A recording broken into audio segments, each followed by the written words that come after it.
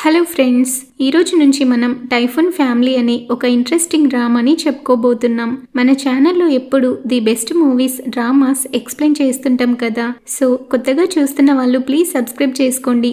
Video నచ్చితే like చేసి మీ ఫ్రెండ్స్కి షేర్ చేయండి. ఇక స్టోరీలోకి వెళ్తే, సౌత్ కొరియా మొత్తం ఎకనామిక్ క్రైసిస్తో వణికిపోతున్న టైం అది. దేశం మొత్తం డల్గా ఉంటే సియోల్ సిటీ సెంటర్లో ఉన్న టెంప్టిస్ట్ అనే ట్రేడింగ్ కంపెనీని మాత్రం మీడియా ఆకాశానికి ఎత్తేస్తుంటుంది. దేశాన్ని ఆదుకునేది వీళ్ళే అసలైన హీరోస్ అంటూ తెగ పొగిడేస్తుంటారు. అయితే ఆ బిల్డింగ్ లోపలికి వెళ్లి చూస్తేనే తెలుస్తుంది, అక్కడ సీన్ మొత్తం రివర్స్ అన్నమాట. బయట నుంచి కనిపించేదంతా ఉత్తి భ్రమే, అంతా ఫేక్ స్మైల్సే. అక్కడ ఎంప్లాయీస్ కళ్ళలో ఏదో తెలియని భయం, ఒకరి మొహం ఒకరు చూసుకోరు, మాట్లాడుకోరు. అక్కడ వెదర్ కూడా చాలా విచిత్రంగా అన్కంఫర్టబుల్ గా ఉంటుంది. మీడియా వాళ్ళు ఒక లేడీ ఎంప్లాయీని మైక్ పెట్టి అడిగితే ఆవిడ లోపల వణుకుతున్నా పైకి మాత్రం కవర్ చేస్తూ, మేము ఆఫీస్ లో అసలు మాట్లాడుకోం, మా ఫోకస్ అంతా వర్క్ మీదే ఉంటుందని చాలా సీరియస్ గా అబద్ధం చెప్పేస్తుంది. పోనీలే, మేనేజర్ ఏమైనా నిజం చెప్తాడా అంటే కెమెరా తన వైపు తిప్పగానే డైలాగ్ ఎక్కడ మర్చిపోతాడో అన్న టెన్షన్తో కంపెనీ బాగుంటేనే దేశం బాగుంటుందని పెద్ద పెద్ద నీతులు చెప్తుంటాడు. జస్ట్ అప్పుడే మన హీరోయిన్ సియోన్ ఎంట్రీ ఇస్తుంది. తను ఆ కంపెనీలో ఒక చిన్న అకౌంటెంట్. చేతిలో కాఫీ ట్రేతో బిజీగా వెళ్తుంటే సడన్ గా కెమెరా తన మీదకి వచ్చేసరికి ఒక సెకండ్ షాక్ అయినా వెంటనే అలర్ట్ అయిపోయి క్యారెక్టర్ లోకి వచ్చేస్తుంది. ఫేస్ లో ఎక్కడ లేని కాన్ఫిడెన్స్ ని తెచ్చుకొని, నేను మార్నింగ్ 8 నుంచి నైట్ 7 వరకు రోజుకి 11 అవర్స్ వర్క్ చేస్తాను, అయినా నాకేం కష్టంగా అనిపించదు, జస్ట్ నార్మల్టీ లాగే ఉంటుంది, మనమంతా యూనిటీగా ఉండాలని పెద్ద పెద్ద మాటలు చెప్తుంది. పైకి మాటలు గట్టిగానే చెప్తున్నా తన కళ్ళు మాత్రం నిజం చెప్తుంటాయి. ఇక్కడ అంత సీన్ లేదని. పాపం మన హీరోయిన్ కి లోపల ఎంత బాధగా ఉన్నా బయటికి మాత్రం నవ్వుతూ అబద్ధం చెప్పాల్సి వస్తుంది. టోటల్ గా ఆఫీస్ సీన్ అంతా ఒక ఆర్టిఫిషియల్ డ్రామాలా ఉంటుంది. కట్ చేస్తే అక్కడ ఆఫీస్ లో ఎంత సైలెన్స్ గా ఉందో ఇక్కడ మాత్రం అంత రివర్స్ అన్నమాట. ఇక్కడ చెవులు పగిలే మ్యూజిక్, కళ్ళు తిరిగి లైటింగ్ ఉంది. ఎందుకంటే ఇది సియోల్లోని ఒక లగ్జరియస్ నైట్ క్లబ్. ఇక్కడ పార్టీ చేసుకుంటుంది ఎవరో తెలుసా? రిచ్ కిడ్స్ అన్నమాట. వాళ్ళ పేరెంట్స్ ఏమో చెమటలు చిందించి ఆస్తులు కూడబెడితే వీళ్ళు మాత్రం ఆ మనీని నీళ్ళలా ఖర్చు పెడుతూ లైఫ్ ని ఫుల్ ఎంజాయ్ చేస్తుంటారు. నైట్ అంతా పార్టీలు చేసుకోవడం, జల్సా చేయడం తప్ప వీళ్ళకి వేరే ప్రపంచమే లేదు. ఆఫీస్ లో కష్టాలు ఒకవైపు అయితే ఇక్కడ వీళ్ళ లగ్జరియస్ లైఫ్ ఇంకో వైపు. అప్పుడే అక్కడికి ఎంటర్ అవుతారు మన రిచ్ కిడ్స్ క్లబ్ మెంబర్స్. చూడటానికి 5 అబ్బాయిలు మామూలుగా ఉండరు, ఫుల్ హ్యాండ్సమ్ గా ఉన్నారు. బట్ వాళ్ళ ఫేస్ లో మాత్రం ఓ రేంజ్ లో పొగరు కనిపిస్తుంది. పాపం ఆ రిపోర్టర్ వాళ్ళని ఏదో సీరియస్ గా ఇంటర్వ్యూ చేద్దామని ట్రై చేస్తాడు. బట్ వీళ్ళు మాత్రం అస్సలు కేర్ చేయరు. ఏదో కామెడీ చేస్తున్నట్టు చాలా వెటకారంగా ఆన్సర్స్ ఇస్తూ కెమెరా ముందే జోక్స్ వేసుకుంటూ ఆ రిపోర్టర్ ని ఫుల్ గా ఆడుకుంటారు. ఈ ప్రపంచం అంతా మాదే అన్నట్టు బిహేవ్ చేస్తూ గట్టిగా అరుస్తూ అక్కడి నుంచి లోపలికి వెళ్ళిపోతారు. అయితే రిపోర్టర్ కి వాళ్ళ నుండి తప్పించుకోవడమే పెద్ద టాస్క్ అయిపోతుంది. ఇక వాళ్ళు క్లబ్ లోపలికి ఎంటర్ అవ్వగానే అక్కడ వైబ్ వేరే లెవెల్లో ఉంటుంది. Flashing lights, DJ sounds, full ఎనర్జీతో యూత్ అంతా పిచ్చెక్కినట్టు డాన్స్ చేస్తుంటారు. సడన్ గా ఆడియన్స్ అందరూ ఓ రేంజ్ లో అరిచి గోల చేస్తుంటారు.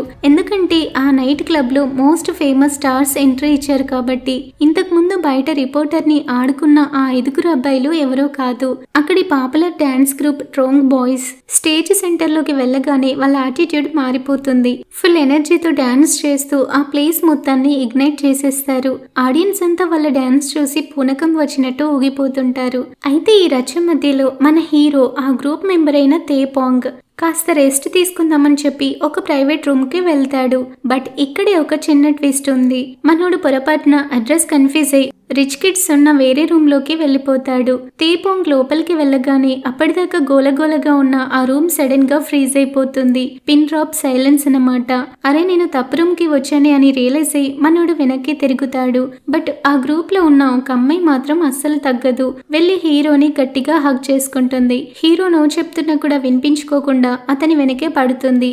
ఇది చూసి ఆ రూమ్ లో పార్టీ చేసుకుంటున్న ఆ గ్యాంగ్ లీడర్ కి ఎక్కడ లేని కోపం వచ్చేస్తుంది. హ్యాపీగా పార్టీ చేసుకుంటుంటే వీడెవడో వచ్చి తన మూడు మొత్తం స్పాయిల్ చేశాడని మన హీరో మీద ఫుల్ సీరియస్ అయిపోతాడు. ఇక ఇక్కడ నుంచి అసలైన డ్రామా స్టార్ట్ అవబోతుంది. ఆ గ్రూప్ లీడర్ రిచ్ కిడ్ కి ఎంత ఈగో అంటే తన మూడ్ స్పాయిల్ అయిందన్న కోపంతో టేబుల్ మీద ఉన్న ఫుడ్ మొత్తాన్ని ఒక్క దెబ్బతో కిందికి తోసేస్తాడు ఫ్రెండ్స్. అది చూసి మన హీరో తేపాంగ్, సరేలే రాంగ్ రూమ్ కి వచ్చింది నేనే కదా, ఇదంతా నా తప్పే కదా అని రియలైజ్ అయ్యి గొడవెందుకులే అని సిచ్యువేషన్ ని కూల్ చేయడానికి ట్రై చేస్తాడు. ఎందుకంత కోపం బ్రో, చిల్ బ్రో అని సారీ చెప్తున్నా సరే ఆ రిచ్ కిడ్ మాత్రం కోపంతో ఊగిపోతుంటాడు. హీరో చెప్పేది వినకుండా చేతిలో ఉన్న గ్లాస్ ని తీసుకొని హీరో ఫేస్ మీదకి విసిరేస్తాడు. దాంతో ఆ గ్లాస్ ముక్క తగిలి హీరో ఫేస్ మీద ఒక చిన్న ఇంజురీ అవుతుంది, బ్లడ్ వస్తుంది. దానితో హీరోకి చాలా కోపం వస్తుంది. బట్ వాళ్ళ ప్రైవసీని నేనే కదా డిస్టర్బ్ చేశానని దానికి ఇదే పెనాల్టీ అని అనుకొని తన కోపాన్ని కంట్రోల్ చేసుకుంటాడు. దీనితో ఇష్యూ క్లోజ్ అనుకొని వెళ్ళిపోతుంటే ఆ రిచ్ కిడ్ గడు మాత్రం తనని వదలడు. గొడవ ఆపడానికి ఒక క్లబ్ ఎంప్లాయీ పరిగెత్తుకుంటూ వస్తే వాడి కోపం అంతా పాపం ఆ అమాయకపు ఎంప్లాయీ మీద చూపిస్తాడు. అది చూసి మన హీరోకి చాలా కోపం వస్తుంది. నన్ను కొడితే సైలెంట్ గా ఉన్నా, బట్ మధ్యలో వాడిని కొడతావా అని హీరో అడ్డొస్తాడు. అందరినీ బయటికి పొమ్మని గట్టిగా వార్నింగ్ ఇస్తాడు. ఆ గ్యాప్ లో ఆ రిచ్ కిడ్ వెనక నుంచి ఒక టేబుల్ ఎత్తి హీరో తలపై గట్టిగా కొడతాడు. తల పగిలి రక్తం వస్తున్నా సరే మన దీపంగ్ మాత్రం వైల్డ్ మ్యాన్ లా బిహేవ్ చేస్తాడు. నొప్పిని పట్టించుకోకుండా ఒక సాటిస్ఫైయింగ్ స్మైల్ ఇస్తూ ఒక్క కిక్ తో ఆ రిచ్ కిడ్ ని గాల్లోకి లేపుతాడు. అక్కడ ఫైట్ ఫిజికల్ గా మారిపోతుంది. హీరో ఫ్రెండ్ ఇప్పటిదాకా సైలెంట్ గా ఉన్నాడు, బట్ ఇప్పుడు సీన్ లోకి వచ్చి తనకి హెల్ప్ చేస్తాడు.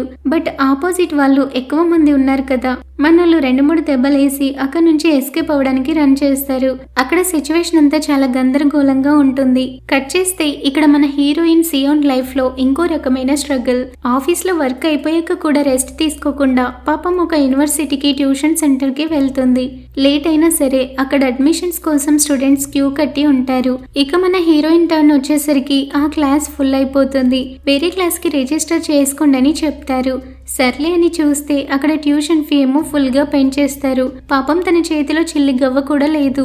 ఆఫీస్ లో వచ్చే శాలరీ కూడా సరిపోదని తనకి తెలుసు. ఇప్పుడు ఫీజు పే చేయడం ఎలారా బాబు అని చెప్పి ఇక వేరే దారి లేక ఆ రిసెప్షనిస్ట్ ని బ్రతిమలాడుతుంది. ఫీజు తర్వాత కడతాను, ప్లీజ్ హెల్ప్ చేయండి అని. ఇంకోవైపు హీరో లగ్జరీ క్లబ్ లో ఫైట్ చేస్తుంటే ఇక్కడ హీరోయిన్ చదువు కోసం మనీ కోసం రియల్ లైఫ్ లో ఫైట్ చేస్తుంది పాపం. నెక్స్ట్ సీన్ పోలీస్ స్టేషన్ కి షిఫ్ట్ అవుతుంది. హీరోని తన ఫ్రెండ్స్ ని పోలీసులు అరెస్ట్ చేశారు. విషయం తెలిసి పేరెంట్స్ కూడా ఎంట్రీ ఇస్తారు. ఫస్ట్ హీరో ఫ్రెండ్ వాళ్ళ మదర్ వస్తుంది. తను రాగానే నీకు బుద్ధుందారా అని స్టేషన్ లోనే కొడుకుని వాయించేస్తుంది. బట్ మన హీరో తేపంగ్ వల్ల మామ్ రియాక్షన్ మాత్రం వేరేలా ఉంటుంది. తన కొడుకుని చూసి తట్టుకోలేక ఓ మై గాడ్ నా కొడుక్కి దెబ్బ తగిలిందని పానిక్ అయిపోతుంది. చిన్న ఇంజురీకి హాస్పిటల్ రేంజ్ లో అరుస్తూ ఫుల్ ఎమోషనల్ అయిపోతుంది. అయితే హీరో మామ్ హీరో ఫ్రెండ్ వాళ్ళ మామ్ తో అయ్యో వాడు ఇంకా చిన్నపిల్లాడు కదా, ప్లీజ్ మొహం మీద మాత్రం కొట్టకండి అని చెప్తూనే ఒక చిన్న ట్విస్ట్ ఇస్తుంది.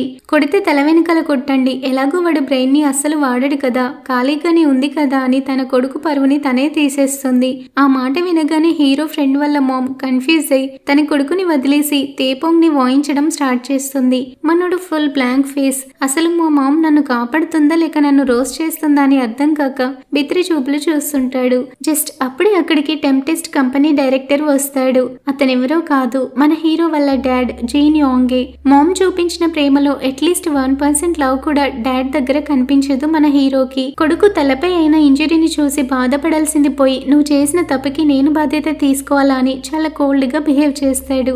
ఇక పోలీసులు గొడవెందుకులే రాజీ పడండి అని చెప్తున్నా సరే హీరో డాడ్ మాత్రం తగ్గేదేలే అన్నట్టు ఉంటాడు. కానీ కాసేపటికే సీన్ రివర్స్ అవుతుంది. హీరో డాడ్ జీన్ యాంగ్ వెనక్కి తిరిగేసరికి అక్కడ ఆ రిచ్ కిడ్ వాళ్ళ డాడ్ మిస్టర్ పియో కనిపిస్తాడు. వీళ్ళిద్దరికి ముందే పరిచయం ఉన్నట్టుంది. అప్పటిదాకా గంభీరంగా ఉన్న హీరో వాళ్ళ డాడ్ అతన్ని చూడగానే సడన్ గా వంగి వంగి మరి బో చేస్తూ సారీ చెప్తాడు. తన డాడ్ ని అలా చూసి తేపొంకి మండిపోతుంది. అందులోనూ ఆ రిచ్ డాడ్ మిస్టర్ పియో ఫేస్ లో ఆ వెటకారం చూసి తట్టుకోలేకపోతాడు. ఆ రిచ్ కిడ్ ని చాలా సీరియస్ గా చూస్తుంటాడు. దానితో వాడికి కోపం వచ్చి ఏంట్రా అలా చూస్తున్నావని గట్టిగా అరుస్తూ తనతో ఫైట్ చేయబోతాడు. దానితో హీరో డాడ్ జీన్ యాంగ్ కి అర్థమైపోతుంది వీడు ఇప్పట్లో మారడని. కట్ చేస్తే స్టేషన్ బయట ఆ రిచ్ మనిషి వెనకాలే జీన్ యాంగ్ పరిగెడుతూ ప్లీజ్ సార్, సారీ సార్, నా కొడుకు చిన్నపిల్లాడు క్షమించండి అని బ్రతిమలాడుతుంటాడు. బట్ ఆ మిస్టర్ పియో మాత్రం అతన్ని అసలు మనిషిలానే చూడడు. ఏదో పురుగుని చూసినట్టు చూసి కనీసం రిప్లై కూడా ఇవ్వకుండా వెళ్ళిపోతాడు. అయినా సరే జీన్ యాంగ్ తన సెల్ఫ్ రెస్పెక్ట్ ని చంపుకొని ఒక సర్వెంట్ లా పరిగెత్తుకెళ్లి మరి అతనికి కారిడోర్ తీస్తాడు. ఆ సీన్ చూస్తే ఎవరికైనా ఏడుపొస్తుంది ఫ్రెండ్స్. ఆ నైట్ చలిలో ఆ లగ్జరీ కార్ వెళ్ళిపోతుంటే అవమానంతో తలదించుకుని నిల్చున్న హీరో డాడ్ని చూస్తే గుండె బరవెక్కిపోతుంది. జస్ట్ అప్పుడే మన తేపొంగ్ తన మామ్ బయటికి వస్తారు. అప్పటిదాకా జరిగిన అవమానం వల్ల hero dad face full frustration తో ఉంటుంది. కొడుకుని కొడుకులా కూడా చూడాలనిపించదు. బట్ మన హీరో తేపొంగ్ మాత్రం ఇవేమి పట్టనట్టు తన డాడ్ బాధకి అతనికి సంబంధం లేనట్టు ఇక ఆ స్టబ్బన్ ఫేస్ పెట్టి మొండిగా నిలబడతాడు. అంత గొడవ జరిగాక కూడా సిగ్గు లేకుండా నాకు పాకెట్ మనీ కావాలి డాడ్ అని అడుగుతాడు. డాడ్ ఏమో పరుగుపోయి ఏడుస్తుంటే కొడుకు మనీ అడుగుతుంటాడు. ఆ మూమెంట్ లో జీనియాంగ్ తన కోపాన్ని కంట్రోల్ చేసుకోలేకపోతాడు. ఇంత అవమానం జరిగాక కూడా కొడుకు తనని మనీ అడుగుతున్నాడని చాలా షాక్ అవుతాడు. వెంటనే హీరో చెంప మీద గట్టిగా ఒకటి ఇస్తాడు. అది ఎలా ఉందంటే ఒక పిడుగు పడినట్టు ఉంటుంది. అది జస్ట్ ఫిజికల్ దెబ్బ కాదు, ఒక ఫాదర్ తన కొడుకు విషయంలో పడే బాధ, వీడిని మార్చలేకపోతున్నాననే హెల్ప్నెస్ ఆ చెంప దెబ్బలో కనిపిస్తుంది. బట్ మన తేపొంగ్ కళ్ళలో మాత్రం నీళ్లు రావు, ప్యూర్ ద్వేషం కనిపిస్తుంది. అసలు లోపల ఏం జరిగింది, తప్పెవరిదని ఒక్కసారైనా అడిగావా డాడ్ అన్నట్టు ఫేస్ పెట్టి ఒక్క మాట కూడా మాట్లాడకుండా వెనక్కి తిరిగి వెళ్ళిపోతాడు. ఇక ఆ సిటీలో ఉండడం ఇష్టం లేక ఆ రోజు నైట్ లాస్ట్ ట్రైన్ పట్టుకొని తన సీక్రెట్ హైడౌట్ కి వెళ్ళిపోతాడు. అదొక చిన్న గార్డెన్. అక్కడ మనుషులు ఉండరు, జస్ట్ గాలి, వైల్డ్ ఫ్లవర్స్, ప్రశాంతత మాత్రమే అతనికి కంపెనీ ఇస్తాయి. అక్కడ ఒక పాత క్యాసెట్ ప్లేయర్ ఆన్ చేస్తాడు. ఆ ఫౌంటైన్ సౌండ్, ఆ మ్యూజిక్ మిక్స్ అవుతుంటే తేపాంగ్ తనలోని బాధనంతా బయటికి తీయడానికి డాన్స్ చేస్తుంటాడు.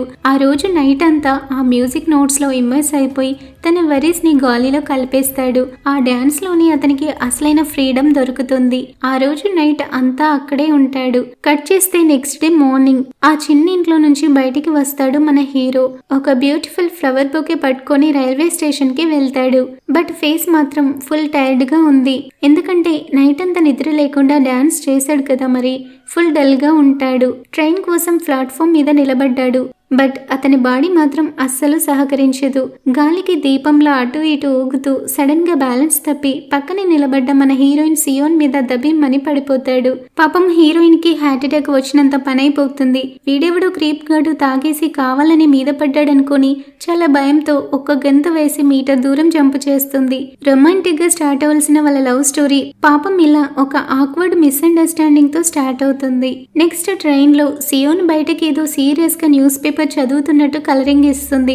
బట్ తన ఫోకస్ మాత్రం పక్కనే ఉన్న మన హీరో మీదే ఉంటుంది. హీరో నిద్రమత్తులో తూలుతుంటాడు. అయినా సరే తన సీట్ ని ఒక పెద్దావిడకి ఇచ్చేసి నిలబడతాడు. ఆ జెంటిల్ మ్యాన్ గెసెట్ చూడగానే సియోన్ మైండ్ బ్లాక్ అవుతుంది. అప్పటిదాకా జస్ట్ హ్యాండ్సమ్ అనుకుంది, బట్ ఇప్పుడు మంచోడే అని ఫిక్స్ అయిపోతుంది. చేతిలో ఫ్లవర్స్, మంచి హైట్, ఇంకా మంచి మనసుంది. ఇక హీరోయిన్ హార్ట్ లో బటర్ఫ్లైస్ స్టార్ట్ అయిపోయాయి. తెలియకుండానే దొంగ చూపులు చూస్తూ ఫుల్ గా ఇన్ఫాచ్యుయేట్ అయిపోతుంది.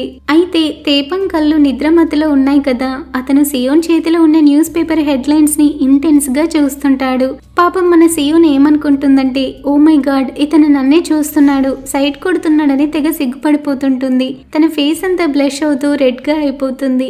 అంతలోనే హీరో దిగాల్సిన స్టాప్ వచ్చేసినట్టుంది. హడావిడిగా అక్కడి నుంచి వెళ్ళిపోతాడు. బట్ వెళ్తున్నప్పుడు తన చేతిలో ఉన్న బొకే నుంచి ఒక ఫ్లవర్ జారిపోయి సియోన్ కాళ్ళ దగ్గర పడిపోతుంది. అది యాక్సిడెంట్ గా పడినా సరే మన హీరోయిన్ కి మాత్రం అది ఒక రొమాంటిక్ సిగ్నల్ లా అనిపిస్తుంది. ఆ ఫ్లవర్ ని అలాగే చూస్తూ ఉండిపోతుంది. అయితే హీరోయిన్ దగ్గర పడిపోయిన ఫ్లవర్ జస్ట్ ఒక ఫ్లవర్ కాదు, అది వాళ్ళిద్దరి మధ్య రాబోయే డెస్టినీకి ఒక సింబల్ అన్నమాట. కట్ చేస్తే మళ్ళీ అదే బోరింగ్ ఆఫీస్. సియోన్ తన చిన్న డెస్క్ లో కూర్చొని ఆ 11 hours ఎక్టిక్ షెడ్యూల్లో మునిగిపోతుంది. బట్ ఈ రోజు తన ఫేస్ లో ఒక చిన్న గ్లో. మార్నింగ్ హీరో డ్రాప్ చేసిన ఆ ఫ్లవర్ ని చూసుకుంటూ ఆ స్ట్రెస్ఫుల్ వర్క్ లో కూడా ఒక చిన్న కంఫర్ట్ వెతుక్కుంటుంది. మనోడి మీద క్రష్ స్టార్ట్ అయిపోయిందనమాట. ఇంకోవైపు తేపోంగ్ ఇంట్లో సిచ్యువేషన్ ఏంటో చూద్దాం. నైట్ అంతా డాన్స్ చేసి బాడీలో జీరో ఎనర్జీతో ఇంటికి రాగానే సోఫాలో పడుకుంటాడు మన హీరో. అది చూసిన వాళ్ళ డాడ్ బయటికి గంభీరంగా కనిపిస్తున్నా లోపల మాత్రం తండ్రి ప్రేమ ఆగదు కదా. నిద్రపోతున్న తన కొడుకు మీద చెద్దరి కప్పుతాడు. అప్పుడే అతనిలో దాగున్న సాఫ్ట్ కార్నర్ బయటపడుతుంది. జస్ట్ అప్పుడే హీరో వాళ్ళ మామ్ తన హస్బెండ్ కి ఒక ఐడియా ఇస్తుంది. ఏవండి, వాడికి ఒక కారు కొనివచ్చు కదా, తండ్రి కొడుకులు దగ్గర అవ్వడానికి అదొక మంచి ఛాన్స్ అవుతుందని అంటుంది. ఆ మాట వినగానే ఆయనకి ఎక్కడ లేని కోపం వచ్చేస్తుంది. వాడిని ఇలా గారభం చేసి చెడగొడుతుంది నువ్వే అని తనపై చాలా సీరియస్ అవుతాడు. బట్ ఆ కోపంలో కూడా కొడుకు ఫ్యూచర్ ఏమైపోతుందో అన్న జెన్యూన్ వరీ క్లియర్ గా కనిపిస్తుంది. ఫైనల్ గా ఒక హార్ట్ టచింగ్ సీన్ వస్తుంది. వాళ్ళ అమ్మ మాటల్లో ఒక నిజం బయటపడుతుంది. పైకి తండ్రి కొడుకులు ఇద్దరు ఎంత గొడవ పడినా తేపోంగ్కి వాళ్ళ డాడ్ అంటే చాలా ఇష్టం. అందుకే రోజు మార్నింగ్ ఎవరు చూడకుండా తన డాడ్ షూస్ ని హీరోనే పాలిష్ చేసి పెడతాడు. నెక్స్ట్ జీనియాంగ్ ఆఫీస్ కి వెళ్తుంటాడు. ఒక కారు స్పీడ్ గా వెళ్లడంతో అతని షూస్ మీద బురద పడుతుంది. వేరే టైంలో అయితే ఆయనకి కోపం వచ్చేదేమో, బట్ ఈసారి మాత్రం తన కర్చీఫ్ తీసి ఆ షూస్ ని తుడుచుకుంటూ ఒక చిన్న స్మైల్ ఇస్తాడు. ఎందుకంటే ఆ షూస్ ని పాలిష్ చేసింది తన కొడుకు చేతులు కాబట్టి. పైకి టామ్ అండ్ జెర్రీలా కొట్టుకుంటున్న ఆ తండ్రి కొడుకుల మధ్య మాత్రం ఆ బాండింగ్ ఒక అండర్ కరెంట్ లా సైలెంట్ గా ఫ్లో అవుతూనే ఉంటుంది. ఇక జీనియాంగ్ ఆఫీస్ కి వెళ్ళగానే మన హీరో వాళ్ళ మామ్ తేపోంగ్ రూమ్ కి వచ్చి విండోస్ ఓపెన్ చేసి సన్ లైట్ కొడుకు మొహం మీద పడేలా చేస్తుంది. లేవరా బాబు అని లేపుతుంటే సడన్ గా హీరో బెస్ట్ ఫ్రెండ్ నామ్మో నుంచి కాల్ వస్తుంది. కట్ చేస్తే అక్కడ ఒక పెద్ద కామెడీ ట్విస్ట్. మన హీరోని వాళ్ళ ఫ్రెండ్ ని ఎవరో ట్రాప్ చేసి ఒక టీవీ షోలో పార్టిసిపేట్ చేసేలా ఇరికించేశారు. అది కూడా ఎలాంటి షో అనుకుంటున్నారు? ఒంటరిగా ఉన్న వాళ్ళ కోసం డేటింగ్ షో అన్నమాట. అక్కడేమో కంటెస్టెంట్స్ అంతా కొంచెం ఏజ్ బార్ అయిన వాళ్ళు, మిడిల్ ఏజ్డ్ అన్నమాట. అయ్యో, నేనిక్కడ ఇరుక్కుపోయానేంట్రా దేవుడా అని హీరో ఫ్రస్ట్రేట్ అవుతాడు. బట్ వన్స్ స్టేజ్ ఎక్కాక మనోడిలోని పర్ఫార్మర్ బయటికి వస్తాడు. అప్పటిదాకా బోరింగ్ గా క్రింజ్ గా సాగుతున్న ఆ షోని తేపోంగ్ తన సాంగ్స్ తో జోక్స్ వేస్తూ ఆ ప్లేస్ ని బ్యూటిఫుల్ గా మార్చేస్తాడు. అది డేటింగ్ షోనా లేక మ్యూజిక్ కాన్సర్టా అన్నట్టు ఉంటుంది. ఆడియన్స్ ని ఫుల్ గా ఎంటర్టైన్ చేస్తూ ఆ షోకి ఒక కొత్త వైబ్ తీసుకొస్తాడు. అయితే ఎక్కడున్న మనోడి మెయిన్ క్యారెక్టర్ అదే అన్నమాట. ఇంకోవైపు టెంప్టెస్ట్ కంపెనీలో సీరియస్ గా కార్పొరేట్ డ్రామా అవుతుంది. హీరో డాడ్ జీనియాంగ్ ఒక ఫారిన్ కంపెనీతో డీల్ విషయంలో ఫుల్ కన్ఫ్యూజన్ లో ఉంటాడు. ఆ కాంట్రాక్ట్ పై సైన్ చేయాలా వద్దా అని చాలా టెన్షన్ పడుతూ ఉంటాడు. మన అకౌంటెంట్ సియోన్ ని పిలిచి తన ఒపీనియన్ ఏంటని అడుగుతాడు. ఇక్కడే సియోన్ తన టాలెంట్ ఏంటో చూపిస్తుంది. అకౌంటెంట్ అంటే జస్ట్ నంబర్స్ రాయడమే కాదు, బిజినెస్ ఇన్సైట్ కూడా ఉందని ప్రూవ్ చేసుకుంటుంది. తను చెప్పిన లాజిక్స్, ఆ మాటల తీరు చూసి ఆ బాస్ కూడా 1 మినిట్ అలా పాస్ అయి ఆలోచనల్లో పడతాడు. ఈ అమ్మాయిలో ఏదో మ్యాటర్ ఉందని ఫిక్స్ అవుతాడు. ఈవినింగ్ సియోన్ తన ఇంటికి వెళ్తుంది. అక్కడ వాళ్ళ నానమ్మ, ఇద్దరు చెల్లెలు ఉంటారు. బట్ ఇక్కడే అన్ఎక్స్పెక్టెడ్ గా ఒక ట్విస్ట్ వస్తుంది. నైట్ సియోన్ వాళ్ళ చిన్న చెల్లి మీహో ఎవరికి కనిపించకుండా దొంగచాటుకు బయటికి వెళ్తుంటే అది సియోన్ చూసేస్తుంది. అసలు విషయం ఏంటంటే ఇందాక మన హీరో తేపోంగ్ పార్టిసిపేట్ చేసిన డేటింగ్ షోలో కనిపించిన ఆ అమ్మాయి మరెవరో కాదు, ఈ మీహోనే. ఫైనల్ గా ఆ చిన్నింట్లో ఎన్ని కష్టాలున్నా సరే ఆ నలుగురు ఆడవాళ్ళు ఒకరికొకరు తోడుగా ఉంటూ హ్యాపీగా ఉంటారు. ఆఫీస్ టెన్షన్స్, మనీ ప్రాబ్లమ్స్ అన్ని మర్చిపోయి ఫ్యామిలీతో గడిపే ఆ టైమే సియోన్కి బెస్ట్ ట్రస్ట్ బస్టర్. ఎందుకంటే ఫ్యామిలీ ఈజ్ ఎవ్రీథింగ్ కదా. ఒకవైపు హీరో డాడ్ జీనియాంగ్ కంపెనీ టెన్షన్లో ఉంటే మన హీరో తేపోంగ్ మాత్రం తన సీక్రెట్ హైడౌట్ అయిన ఆ గార్డెన్లో తనకి ఇష్టమైన పూల మొక్కల మధ్య హ్యాపీగా చిల్ అవుతుంటాడు. సడన్ గా టైం చూసుకొని అమ్మో లేట్ అయిందని చెప్పి ఉరుకుల పరుగుల మీద ఇంటికి వెళ్తాడు. ఎందుకంటే తన డాడ్ ఆఫీస్కి వెళ్లేలోపు ఆయన షూస్ ని క్లీన్ చేయాలి కదా. బయట ఎంత రెబల్ గా తిరిగినా ఇంట్లో మాత్రం డాడ్ మీద అంత ప్రేమ అన్నమాట. నెక్స్ట్ ఆఫీస్ లో సీన్ చాలా సీరియస్ గా ఉంటుంది. జీనియాంగ్ ఒక రిస్కీ కాంట్రాక్ట్ ముందు కూర్చొని ఉంటాడు. అది ఒక పెద్ద గ్యాంబల్ అని తెలిసినా సరే కంపెనీని సేవ్ చేయడానికి వేరే దారి లేక ఆ రిస్క్ తీసుకొని సైన్ చేస్తాడు. తండ్రి ఏమో ఇలా ఆఫీస్ లో నంబర్స్ తో కుస్తీ పడుతుంటే కొడుకు మాత్రం ఫ్యూచర్ గురించి ఏ థాట్ లేకుండా ఫ్రెండ్స్ తో జల్సాగా తిరుగుతుంటాడు. బట్ ఆ ఈవినింగ్ సీన్ మొత్తం మారిపోతుంది. హీరో రోడ్డు మీద వెళ్తుంటే ఆ రిచ్ కిడ్ గాడు ఆ రోజు క్లబ్ లో హీరో వెనుక పడ్డ అమ్మాయి డూజిమ్ ఇద్దరు కనిపిస్తారు. హీరోని చూడగానే ఆ రిచ్ కిడ్ గాడికి ఈగో హర్ట్ అయి నువ్వు డేటింగ్ షోకి వెళ్ళావా, మగడి పరువు తీసావు కదరా అని మాక్ చేస్తూ వెటకరం చేస్తాడు. అది విన్న ఆ అమ్మాయి హీరో దగ్గరికి వచ్చి అసలు ఆ షోకి ఎందుకు వెళ్ళావు, నన్నెందుకు రిజెక్ట్ చేసావని నిలదీస్తుంది. అది చూసి ఆ రిచ్ కిడ్ గడికి మండిపోతుంది. అసలే టాక్సిక్ గడు కదా, కోపంతో ఆ అమ్మాయిని కొట్టడానికి చెయ్యెత్తుతాడు. బట్ మన హీరో ఊరుకుంటాడా? అడ్డొచ్చి వాడి చెయ్యి పట్టుకొని ఆపుతాడు. ఆ రిచ్ కిడ్ అమ్మాయిని లాక్కెళ్లాలని చూస్తే తనేమో నేను రానుపో అని ముఖం మీదే చెప్పేస్తుంది. ఇక ఆ రిచ్ కిడ్ కి చాలా కోపం వచ్చి అతని కారు ఎక్కి ఇద్దరిని తొక్కించేస్తా అని చాలా స్పీడ్ గా వాళ్ళ వైపే వెళ్తాడు. అందరూ భయపడతారు. కానీ మన తేపోంగ్ మాత్రం ఆ అమ్మాయిని తన వెనకాలకి లాక్కొని కొంచెం కూడా భయపడకుండా ఎదురుగా రాక్ సాలిడ్ లా నిలబడతాడు. దానితో ఆ రిచ్ కిడ్డే భయపడిపోయి పళ్ళు కొరుక్కుంటూ కారు పక్కకి తిప్పి చాలా ఫ్రస్ట్రేట్ అయిపోయి అక్కడి నుంచి వెళ్ళిపోతాడు. నెక్స్ట్ తేపోంగ్ తన ఫ్రెండ్స్ ని కలుస్తాడు. తన క్లోజ్ ఫ్రెండ్ డాంగ్రన్ ఫ్యామిలీ బ్యాంక్రప్ట్ అయ్యిందని వాడు పారిపోయాడని తెలుస్తుంది. అదంతా నమ్మలేక హీరో వాళ్ళ ఇంటికి వెళ్తాడు. ఒకప్పుడు రిచ్ గా వెలిగిన ఆ ఇంటి ముందు ఇప్పుడు అప్పుల వల్ల నోటీసులు గాలికి ఊగుతున్నాయి. ఏం చేయాలో తెలియక అక్కడే నిలబడి చూస్తుంటాడు. అప్పుడే ఒక వ్యక్తి మొహానికి మాస్క్ వేసుకొని టోపీ పెట్టుకొని వెళ్లడం చూస్తాడు. వెంటనే తేపోంగ్ అతని గుర్తుపట్టి తనని ఫాలో చేస్తాడు. ఫైనల్ గా తన ఫ్రెండ్ ని పట్టుకుంటాడు. ఒకప్పుడు హ్యాపీగా ఉండే డాంగ్రాన్ ఇప్పుడు చాలా చిక్కిపోయి ఫేస్ లో కల తప్పిపోయి దీనంగా ఉంటాడు. అతనేమో నన్ను వెతుకొద్దు, ఇకపై ఎవరిని ట్రస్ట్ చేయకని చెప్పి వెళ్ళిపోతుంటాడు. తన ఫ్రెండ్ ని చూసి హీరో తట్టుకోలేకపోతాడు. వెంటనే తన మెడలోని చైన్, వాచ్ తీసి జేబులో ఉన్న క్యాష్ మొత్తం తీసి ఫ్రెండ్ చేతిలో బలవంతంగా పెడతాడు. ఇది ఉంచుకోరా, నీ ఖర్చులకు యూజ్ అవుతుందని చెప్తాడు. అది చూస్తే నిజమైన ఫ్రెండ్షిప్ గోల్స్ అంటే ఏంటో అర్థమవుతుంది. ఫ్రెండ్ కష్టంలో ఉంటే ఆ మాత్రం హెల్ప్ చేయాలి కదా ఫ్రెండ్స్. ఇక హీరో ఫ్రెండ్ కి మనీ ఇచ్చేసి కనీసం నీకు తిండికైనా పనికొస్తాయి కదరా అని అతనికి భరోసా ఇచ్చి బయలుదేరుతాడు. ఆ లేట్ నైట్ లో నడుచుకుంటూ వెళ్తుంటే ఒక చిన్న హోటల్లో తన డాడ్ కనిపిస్తాడు. ఎప్పుడు గంభీరంగా ఉండే మనిషి ఒక్కడే కూర్చొని డిన్నర్ చేస్తుంటాడు. అది చూడగానే తేపం గుండె బరువెక్కిపోతుంది. చాలా ఫీల్ అవుతుంటాడు. లోపలికి వెళ్లి మాట్లాడే ధైర్యం లేక బయటే నిలబడి ఆయన్ని చూస్తూ ఉండిపోతాడు. తండ్రి కష్టమేంటో కొడుక్కి తెలిసిన మూమెంట్ అది.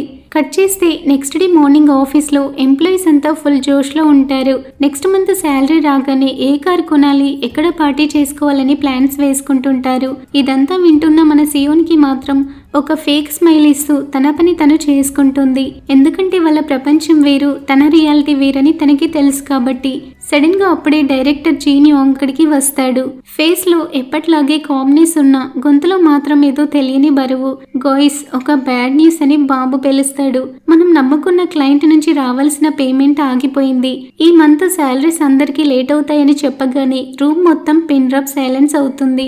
అప్పటిదాకా కార్ల గురించి కలలు కన్న వాళ్ళంతా ఒక్కసారిగా డిసప్పాయింట్ అయిపోతారు. అందరూ సైలెంట్ గా ఉంటే మేనేజర్ గారు మాత్రం నోటికొచ్చినట్టు మాట్లాడి సిచ్యువేషన్ ని ఇంకా వరస్ట్ చేస్తాడు.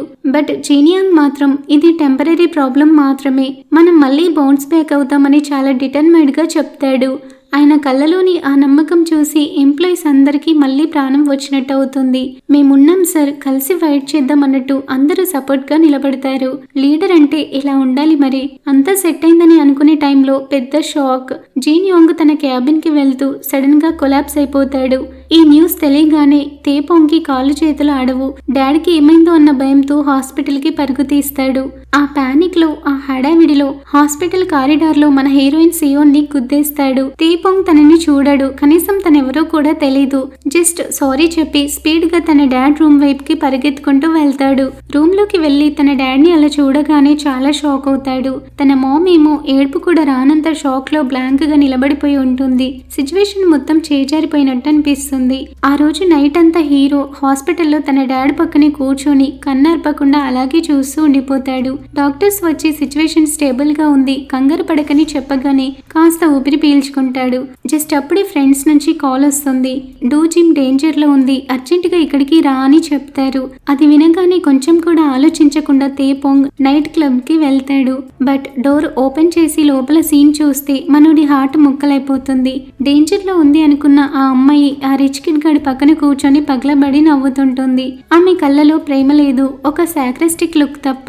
ఇదంతా జస్ట్ ఒక క్రూయల్ ప్రాంక్ అని తనని బక్రాని చేశారని అర్థమయ్యాక తేపోంగ్కి చాలా కోపం వస్తుంది. మోసపోయినన్న బాధని అతను తట్టుకోలేకపోతాడు. అంతలోని నామ్మో పరిగెత్తుకుంటూ వచ్చి, ఒరే మెసేజ్ చూసుకోలేదారా, మీ డాడీకి చాలా సీరియస్ గా ఉందని అరుస్తాడు. ఆ మాట వినగానే తేపోంగ్కి గుండె ఆగిపోయినంత పనవుతుంది. కోపం, బాధ అన్ని వదిలేసి క్లబ్ పబ్ నుంచి బయటికి పరిగెత్తుకుంటూ వెళ్తాడు. టాక్సీ దొరుకుతుంది, బట్ బయట ఫుల్ వర్షం పడుతుంది. దానికి తోడు ఫుల్ ట్రాఫిక్ జామ్. ఇంకా లేట్ అయితే డాడీ దక్కడేమో అన్న భయంతో కారు దిగి ఆ వర్షంలోనే పిచ్చోడిలా హాస్పిటల్ వైపు పరిగెత్తుకుంటూ వెళ్తాడు. కళ్ళలో నీళ్లు వర్షంలో కలిసిపోతుంటాయి. ఒక్కసారైనా డాడీని బ్రతికుండగా చూడాలని ఆరాటపడుతుంటాడు. ఫ్రెండ్స్, దీనితో పార్ట్ 1 ఎండ్ అవుతుంది. నెక్స్ట్ ఏం జరగబోతుందో నెక్స్ట్ పార్ట్ లో చూద్దాం. కొత్తగా చూసే వాళ్ళు మన ఛానల్ ని సబ్స్క్రైబ్ చేసుకోండి. వీలైతే హై పాయింట్స్ ఇవ్వండి friends. Thank you for watching.